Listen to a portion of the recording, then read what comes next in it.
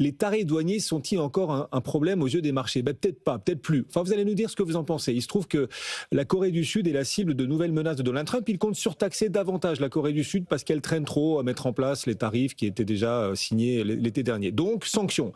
Et pourtant, ce matin, la bourse de Séoul a beaucoup progressé, de quasiment 3%, battant même un nouveau record. Est-ce que ça signifie, John, que désormais les marchés se fichent des tarifs douaniers? C'est une très bonne question, hein. On rappelle les chiffres. Donald Trump a dit qu'il allait monter les taxes de 15 à 25 donc c'est énorme.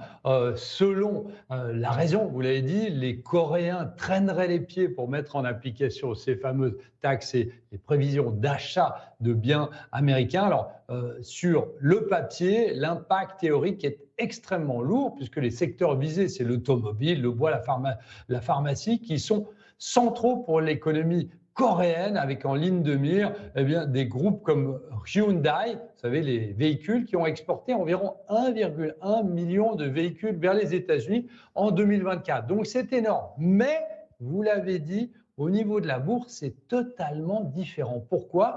Parce que de plus en plus, la bourse coréenne et d'autres bourses dépendent de plus en plus des valeurs de la tech et notamment dans les semi-conducteurs, et on parle bien évidemment de TSMC. Donc on serait dans une situation où effectivement, lorsqu'on fait le tri, vous n'avez pas tous les secteurs qui ont peur, entre guillemets, des menaces de Donald Trump. Et puis, on sait que souvent, il revient sur ses décisions. On l'avait vu notamment à Davos sur la question du Groenland. Donc, de plus en plus, on va potentiellement s'habituer à ces menaces. On aura un peu moins de volatilité, Antoine le disait juste avant au niveau du VIX, et on pourra même avancer malgré les menaces. Et ça, c'est très intéressant de regarder parce que ça laisse augurer d'une fin d'année, mais d'une suite de l'année extrêmement positive.